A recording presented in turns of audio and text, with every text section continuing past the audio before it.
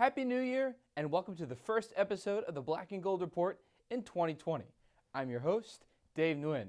We have a packed show for you today as we recap the men's and women's basketball games against Lander, a winter trip to the Midwest for the wrestling team, and much more after this on the Black and Gold Report.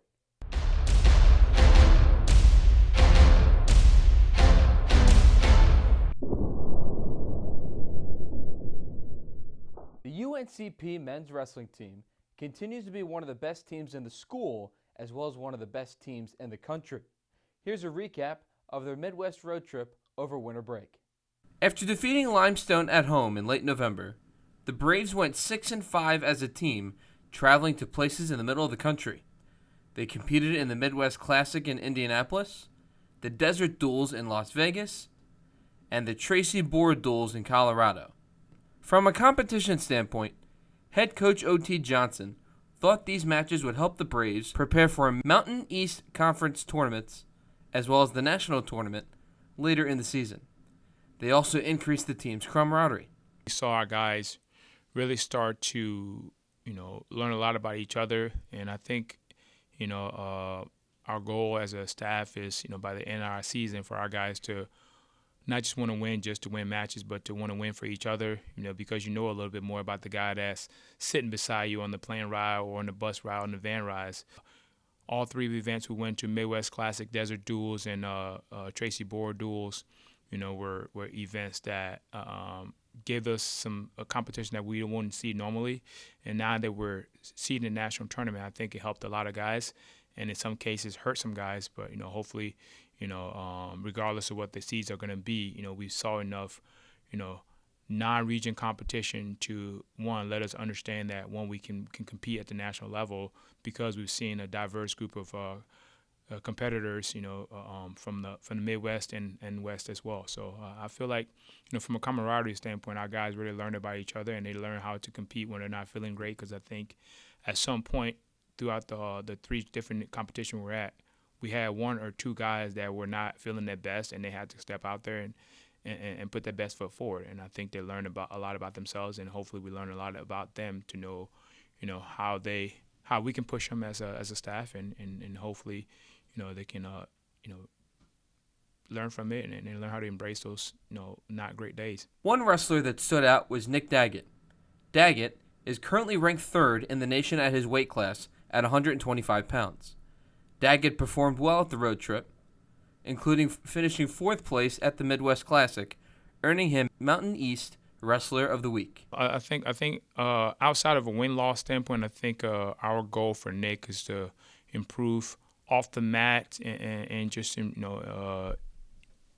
make the gains that we need him to make, because we feel like Nick is a national championship guy. With this winter break, that was our job to make sure that Nick understands that, and that it's not necessarily going to be about the wins and losses. It's going to be about how he's able to bounce back and how he's able to carry himself after things don't go the way he wants. Because currently we have only one guy that's undefeated on our team, and if he stays that way, great. If he doesn't, our goal as a staff is to make sure that he understands that the most important tournament is the tournament on March 13th. After falling in his match against Limestone, Tyler McCosey bounced back with an impressive winter break. He won 4 straight matches in the Desert Duels, earning him Mountain East Wrestler of the Week 7 days after Daggett received that honor. Yeah. Tyler is he's the heart and soul of the program. A guy that you walk in the street and you say, yeah, there's a group of wrestlers. I guarantee you, 9 out of 10 people would not pick him as a wrestler, and definitely not as a guy that's gonna wear you out. And he's done that all 5 years he's been here. From the first year redshirt into this year, and obviously Tyler bounced back from that Limestone duel, went to the Midwest Classic, performed really well there, and followed that up at the Desert Duels with 4 pretty impressive wins against a couple opponents that were trying to make a name for themselves with him. And not only did he do that, but he went out to to the Midwest, dropping down to a weight class at 149 and really wrestling impressively, beating some national ranked opponents and really now staking his claim to that 149 pound weight class. And we feel really confident that when when push come to shove. He's a guy that's going to be wrestling on Saturday, and obviously with the mentality that he has, there's no reason why he can't wrestle Saturday night in March. One of the staples of the Braves wrestling program is Jonathan Miller. He is currently ranked 5th in the country at his weight class at 141 pounds. He was able to finish in 4th place in the Desert Duels while having one of the best records on the team at 22-8. I would say that Jonathan sometimes doesn't know who he's wrestling and doesn't care. And I think in a lot of cases, I wish some of my guys would have that mentality that who they're wrestling is irrelevant. They just got to go out there and put their best foot forward. Jonathan is a very, very dynamic athlete. And, our job now is to make sure that, moving forward, Jonathan can bounce back from some of these losses he's taken over the winter break and learn some lessons that he can carry into, this weekend and obviously our conference and regional championship. The road trip featured some tough competition for the Braves that consisted of 3 ranked opponents. UNCP fell to number 6 Upper Iowa and number 23 Western Colorado, but was able to earn a win against number 22 Colorado Mesa. It's been great, getting that caliber of competition, and that was what we hoped we accomplished when we put the schedule together. And I feel like our staff has really done a good job, staying even keel, definitely enjoying the wins, but definitely not letting the losses get us too low. Getting back to the drawing board and fixing what we need to fix individually, and obviously for our entire program to make sure when a conference tournament rolls around, we're as sharp as we're going to be. On the 18th, the Braves will travel to Kutztown, Pennsylvania for a tournament against 4 other schools. Scheduling these non-conference opponents can only help the Braves as they prepare for the Mountain East Championships in February. It's been kind of a past job over the course of the last month, I would say, essentially. I think just like most other teams in the country, we've experienced some nagging injuries here that needed guys to just take a step back and heal up. And in some of those matches, we dropped some and we prevailed in some of them. But at the end of the day, I think our guys as a collective whole have find out that, hey, you can perform when things aren't going great, and you have to be able to perform when things aren't going great, because come March, you might be 80%, and you have to be able to go, put your best foot forward at 80%. I think our guys have learned a lot about that. We're 8-8. We can't change that. All we can do is learn from our 8-8 record as individuals and kind of get ready for our first match on Saturday against Millersville, I believe, and try to make the most of it. After starting on the road to begin the new year, the Braves men's and women's basketball teams returned home for conference play against Lander. Here are the highlights as well as the sights and sounds of each game against the Bearcats.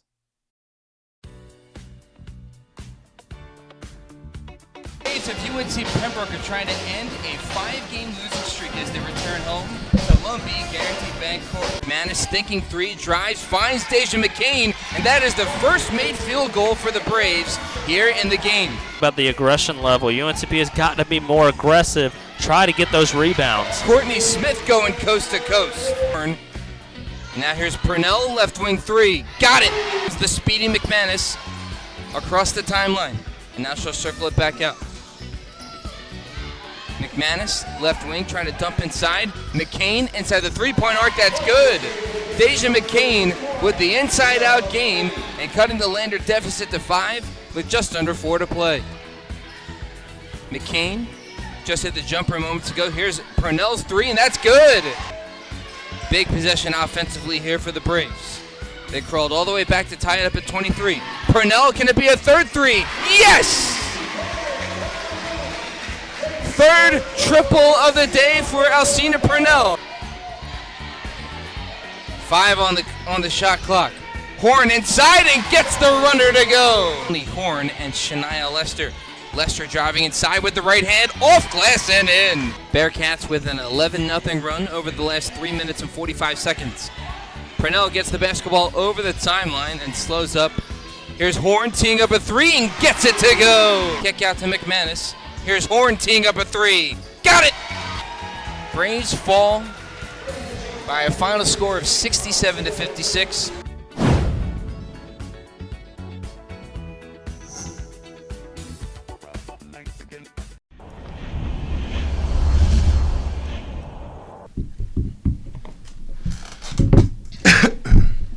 statement, Coach?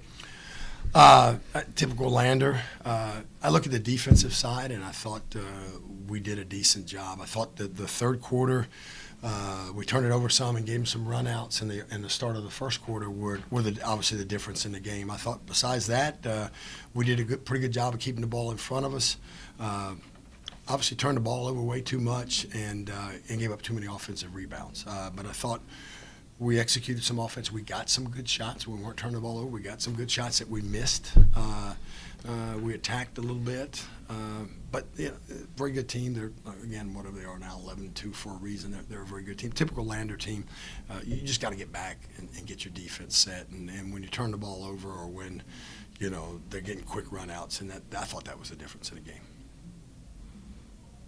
You came back at the end of the second quarter, briefly took the lead, had the game tied going to halftime. So after working so hard to get back even with them, does it make it that much more frustrating to come out in the third quarter the way you did and fall behind again? What did we say in the locker room? We said, look, they're going to go back to their man press. We didn't handle it early in the game. They're going to go back to their man press, and they're going to try to rip the ball from you. They're going to try to take the ball from you, and you better be strong with the basketball. And the first 3 or 4 possessions, we threw it to them and gave them some easy ones. So, I felt like they were going to come out, and we said walking out on the floor the second half, we got to set the tone, and I just don't think we did. We weren't strong with the ball. We didn't make good decisions with the ball. The other thing, those open shots, if you knock down a couple of those open shots, they're huge difference makers, and they tighten that game and they put a little more pressure on them. But we could never get it, where it was a 1 or 2 possession game. It always was a 3 or 4 possession game. So, they were able to keep some separation.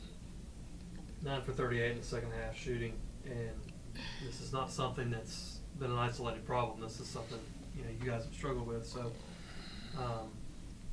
just talk about that, and obviously that was a big factor tonight. Yeah, I think we've got better shooters than, and they'll have to keep proving me wrong, but I think we've got better shooters. We did a little extra shooting. We did some shooting groups this week. I'm not going to harp on it. I think that's like trying to harp on making putts in golf. If you get in your head, we just got to shoot the ball and have confidence that ball's going in. On the flip side, we missed some opportunities around the basket. We got to capitalize on those, either get fouled or scored. And I think there was 3 or 4 big possessions when the game was still, manageable that we didn't finish plays around the basket also. So that's just being a little bit stronger, a little bit more aggressive. And for Melanie, how tough is it for you guys when the shots aren't falling to stay confident and to keep believing that the next one's going to go in? Yeah, it's pretty challenging, but at the end of the day, you just got to believe in yourself. Like, just think next play, next shot, or whatever. And then if it's not falling on offense, like, you got to lock in on defense because that'll make a difference too. Like, if you're not, you got to do one or the other. You can't be bad on both ends of the floor. You mentioned rebounding, and particularly offensive rebounding. Second chance points was 23-11, and I don't think you guys had any until late in the third quarter. Right. Well, one thing against them, we going to the offensive glass was not an emphasis. It was getting 3 back defensively to stop their transition game. And I thought for the most part we did that, except for the beginning of the third quarter when they got some runouts and got that separation. They're just they outquick you. They're just so quick, and they just kind of outquick you, and they're very athletic, and they just run in there and grab it. We've obviously spent a lot of time on rebounding. I don't think we're a bad rebounding team. We're not a great rebounding team. I think we're a decent defensive rebounding team. Obviously, we're not tonight, and that hurt us some Saturday. Columbus got a little more size than Lander does. Lander just outquicks you to the glass. How frustrating is it when the league gets in foul trouble? Because she's it's kind of been an ongoing thing that she's got 2 quick fouls, and I don't keep that much track of it, and Coach Eaton does, and does a lot of the subbing, and I looked at her in the first half and said, "How about Leah?" She goes, "She's got 2 fouls." I said, "Okay." that sounds about right, So just got to move her feet and stay away. She got some offensive fouls. And she's done that every game. She got an offensive foul. I think it was the first or second play of the game against Columbus. So I think just doing a better job of knowing when and where to screen, I think, and not moving on screens, and then making sure she's moving her feet and not reaching defensively. She's undersized in there, so she's guarding people around the basket a little bit undersized, and so it's difficult. Saturday was a little different. She got the nosebleed and couldn't play in the fourth quarter, which was really frustrating because she was playing pretty well and we needed her Saturday. But last thing I say is I told the girls these last two games I'm not discouraged at all. I'm encouraged. I think you look at, if I just look at the league, those are probably second or third best team in the league with Columbus, and probably the best with Lander, them North Georgia, and we were right there battling in both those games. So I think it's a play here, a play there. It's knocking down a couple more shots. It's not giving up a couple offensive rebounds. It's not turning over a couple of times. And I think we're close. I thought we played hard Saturday. I thought we played hard again today. And our plans to play hard on Saturday. Okay, against Augusta. So yeah, not discouraged at all. Just they're working, and I think we're getting better. Mel, with a game like tonight, is your confidence starting to grow? Yeah, it's starting to grow, but I feel like I still need to be more aggressive, especially with T being out and, injuries here and there. So I still got more to do. And we talked about that, yeah. Just, with T out, other team scout reports, who's at the top of the scout report? Well, it's Melanie Horn. And, so you've got to find other ways. You've got to be a little more aggressive. You've got to get to the free throw line because they're going to all try to chase you off the arc. And, yeah, so just continuing to get to the offensive glass, put the ball on the floor, that type of thing. And when T out, not to throw your other players under the bus, but point guards, but 26 turnovers, and your point guard was out. So, obviously that was a big factor. It's different, and particularly when the people that are trying to do the handling are three freshmen. It's just different. They don't see Landers kind of pressure in high school. They don't see Columbus State's kind of pressure, Clayton State's kind of pressure in high school. It's just a whole different ball game.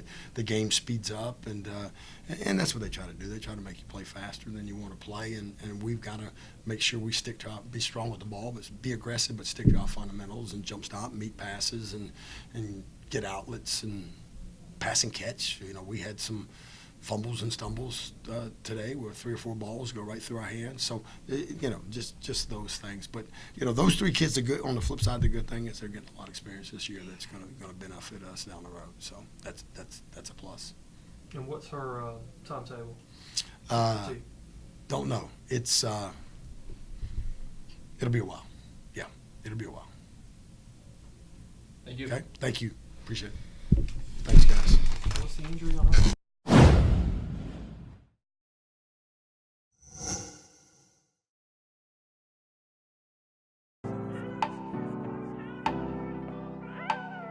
These are 2 teams that have been near the top of the conference standings for the early portions of this conference slate, and we're expecting a really competitive matchup tonight. Pruitt, who just grabbed that last rebound, gives it out to Tyrell Kirk, and Tyrell Kirk knocks home a 3. Struther over to Tyrell. Why not? Oh my! Tyrell Kirk and Fuego. The switch. Has a go himself. Everything falling. Retweet that one. Another way, and one. Sean Kirk flexing on the defense. Outlet it up the floor. Robinson pinned by Carson Mounts off the glass. Ratliff to Pruitt. Up and under. Acrobatic finish for the big man. Inside for Mounts. Good feed by the big man. To Bullard. Point guard vision, eyes in the back of his head, and it results in an uncontested look. English E. Jones Center, you don't get a sense of the size of these players as Tyrell Kirk curls around. 33 off a 3. And UNC Pembroke left no doubt tonight as Tyrell Kirk eggs on the crowd here at the English E. Jones Center. Mr. Walking Bucket himself gets the rebound to seal the deal. 104-85, the final. 33, a career high for Tyrell Kirk.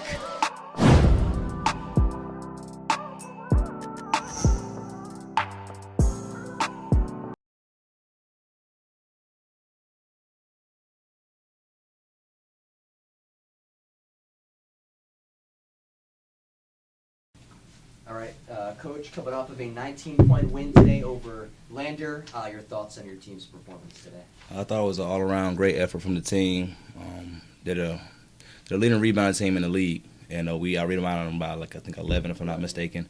They're a tough team. They play hard on defense. We just worked well without the ball, got open, executed our offense, got it inside. A few of the guys caught fire throughout the game. It was just a great all-around win.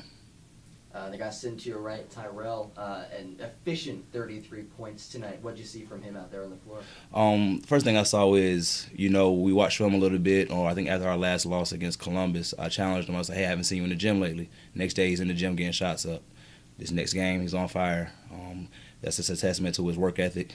He's a great kid. He's a great talent, and tonight just showed it. Tyrell, again, 33 points for you tonight. That's a career high. At what moment did you realize tonight that you were feeling it? You were on. When I hit the first two, cause coach challenged me. He challenged me to get in the gym, and it helped me a lot. And I hit some tough shots, and my teammates found me, and it was going good. And David, 6 turnovers for you last game against Columbus State. Only 1 turnover today. How important do you think it is when you're able to take care of the basketball for the team? I was kind of down on myself after that game. I felt like I lost us that game. But after that game, I got 2 big games this week. So I just wanted to bounce back. And I think I had 9 turnovers in the last 2 games. So I know I got to take care of the ball. And we can do stuff that we did tonight. Tyrell, you hadn't scored in double figures the last 3 games. What did it mean to get a bounce back like this? It's confidence. Again, Coach Jones told me to get in the gym, and I listened to him, and he never told me nothing wrong. So I got in there, and I just felt good to bounce back. I was down on myself too, also feeling like I wasn't attacking enough, and then it helped me a lot. Yeah, Coach, what did that first little bit feel like? Yeah, I think it was first 6 made threes, first 8 made field goals. It was great. A lot of times when we're in practice, we get a lot of shots up. I preach on reps, a lot of reps.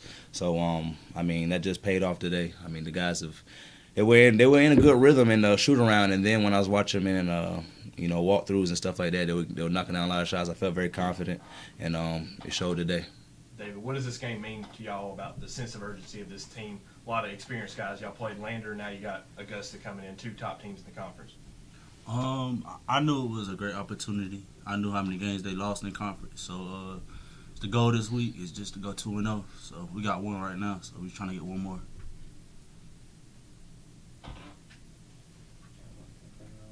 Coach, I know we talked about it a little before the game, but coaching against Drew Richards, who was here for 5 years, what was that like for you?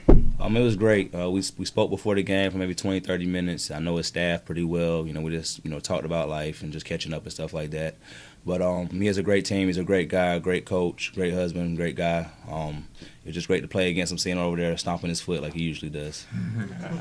And points off at turnovers, too. That was a major margin. You guys had a 17-point advantage, and was that something that you saw on film that you pressured a lot today and forced a lot of turnovers? For sure. I think they average about 18 turnovers a game. When they played Augusta, they only had 5. So I saw Augusta playing very soft defense, and I was like, hey, Augusta's bigs aren't as agile as ours, so maybe we can throw a press in there, rush them a little bit, make them try to make some errant passes, and it turned out it paid off. So I'm proud of the guys. I threw it in just maybe a day or 2 ago, and they picked it up pretty quick, and it paid off with 21 points off a turnover. So that was great. All right, guys. Thanks for your time. Anyone have other questions? All right. Thanks for your time. Thank you.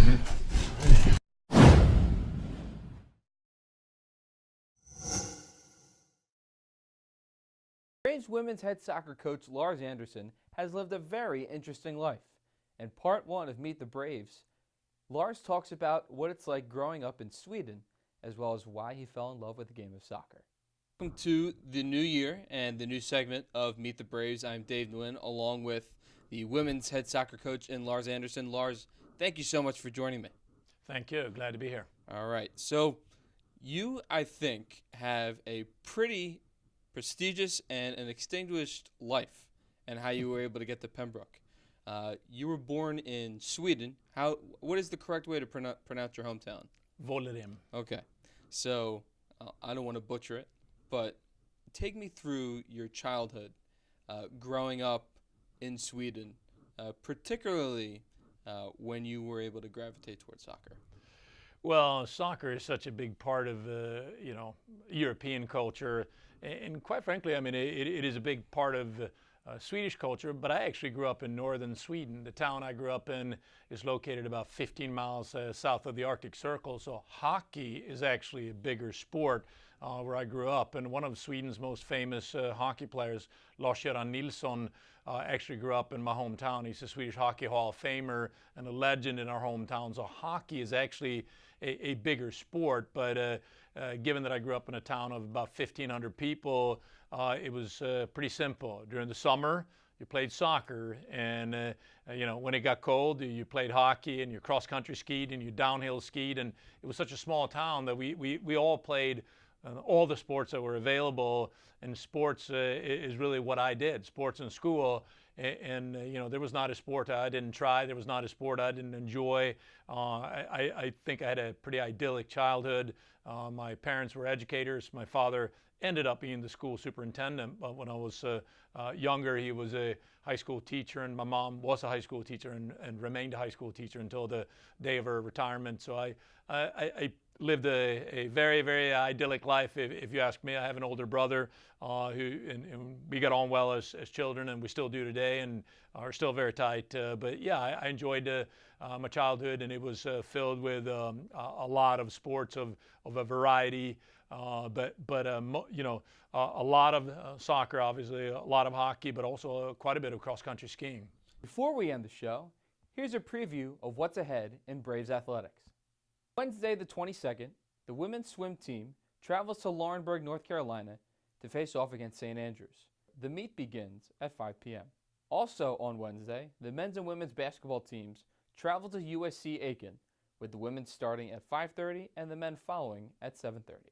On Saturday, the men's and women's basketball teams travel to Georgia Southwestern, with the women beginning at 1:30 and the men's team beginning at 3:30. That'll do it for this week's episode of the Black and Gold Report. For the entire staff and crew, I'm Dave Nguyen. Everyone have a great day and tune in next week.